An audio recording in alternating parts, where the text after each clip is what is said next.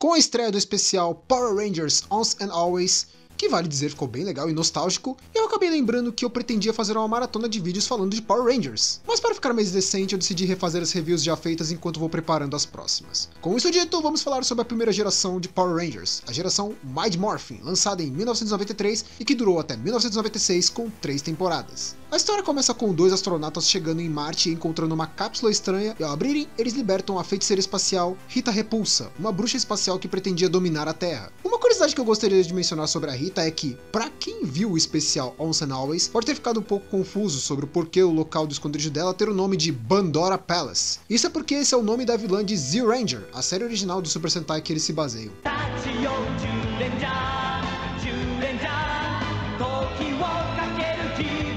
Voltando, com a liberação de Rita, Zordon, um ser intergaláctico, acaba recrutando 5 adolescentes para usarem as Moedas do Poder, um artefato mágico capaz de dar poderes sobre-humanos para eles enfrentarem os servos de Rita, e com isso eles se tornam os Power Rangers. Eu cheguei a mencionar isso no outro vídeo, mas eu acho engraçado de notar o nível de preconceito e estereótipo americano dos anos 90 usado nesse início, pois o Zack é o Ranger preto, negro, metida gangsta, a Kimberly é a Ranger rosa, patricinha, o Billy era o Ranger azul, nerdão, que não manjava nada de artes marciais, a Trini era a Ranger amarela, asiática, que manjava de ciências exatas e artes marciais, principalmente Kung Fu, assim como o avô dela, que por algum motivo também era mestre de artes marciais, e o Jason era o Ranger vermelho, líder do grupo e um adolescente saído de JoJo, praticamente. Fora os bullies Book School, que são o gordo que é zoado por ser babaca e gordo, e o magro que é zoado por ser burro, e só sabe concordar com o outro. Tipo a Yoshi de Nagatoro-san, só que sem todo o carisma e desenvolvimento dela.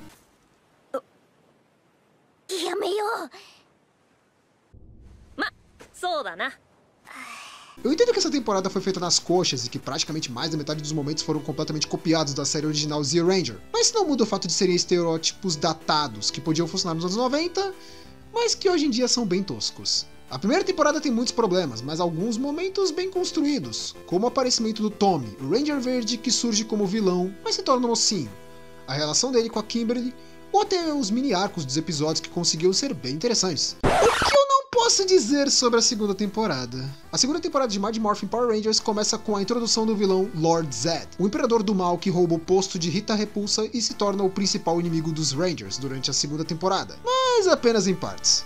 Isso porque depois de um tempo, Rita volta com o plano de enfeitiçá-lo e fazê-lo se apaixonar por ela e se casarem, e nisso começam vários problemas com o Tail com essa temporada. O Lord Zed era um inimigo assustador demais para as crianças, pelo menos é o que dizem, visto que muitos pais reclamam do visual dele. Por culpa disso, quando ele se casa com a Rita, ele passa de um vilão assustador para um vilão birrento, que, por mais que eu entenda que seja para amenizar o lado sombrio do vilão, acho que ficou exagerado demais e não o torna cômico, mas sim vergonhoso. Outro problema que eu tenho com essa temporada é que os poucos conflitos que já não existiam simplesmente somem. Ah não, aí eles trapam. Book e School deixam de ser os bullies para serem só os idiotas que passam vergonha, às vezes até sem motivo. É engraçado porque ele é gordo. Os delinquentes que surgem como alunos do colégio que arrumam confusão com os Rangers simplesmente se tornam amiguinhos no final por motivo de ninguém se importa. O momento mais interessante dessa parte é a passagem do poder para outros 3 Rangers, porque tem uma alteração de dinâmica dos personagens e o retorno do Tommy como Ranger branco é bem legal também. Com isso temos a terceira temporada, que é onde temos uma leve melhorada na história. Nessa temporada temos a introdução de alguns vilões novos, como Rito, o irmão da Rita,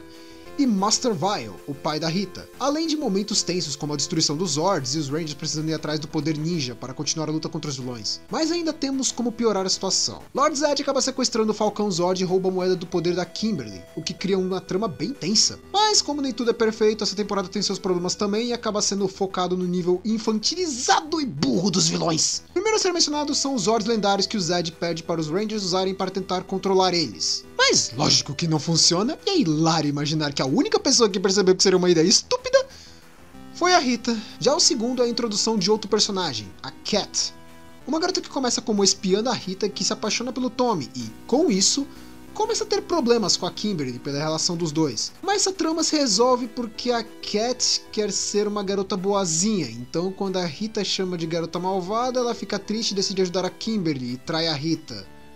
No final, acaba se tornando o substituto da Kimberly como Ranger Rosa. Uau! Essa temporada acaba com o plano do Master Vile de fazer o mundo girar ao contrário e fazer os Rangers voltarem a ser crianças. Eu sei que eu incluí Alien Rangers e o início do Zell quando eu fiz o outro vídeo. Mas para ficar mais organizado, eu deixo isso para quando eu for falar de Zell. Então posso dizer que isso foi Mighty Morphin Power Rangers e, sinceramente, é bem inconsistente. Por melhor que sejam alguns episódios, outros são simplesmente tediosos. Tanto que eu não consegui ter ânimo de assistir tudo sem acabar pulando alguns episódios que, claramente, seriam só a mesma coisa.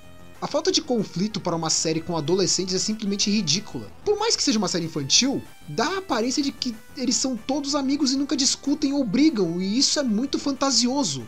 Apesar de ter uma ou outra discussão ou tensão entre os Rangers, uma vez ou outra é bem raro, o que não ajuda nesse fator.